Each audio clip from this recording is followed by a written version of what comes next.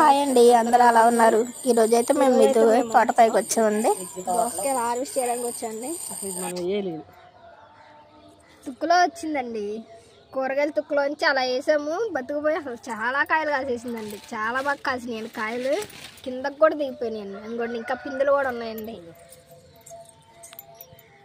ఇంకోండి ఈరోజైతే హార్వెస్ట్ చేసేస్తున్నామండి. కనకమ్మ చెట్టు ఏంటండి, దాని అంతా అదే చనిపోయింది. కామెంట్ చేయండి ఏం చెయ్యాలి.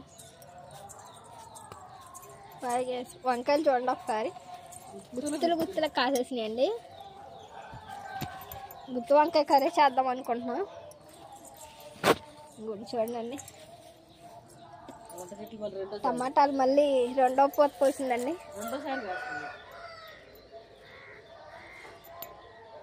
దొండకాయలు కూడా మళ్ళీ హార్వెస్ట్కి వస్తున్నాయి.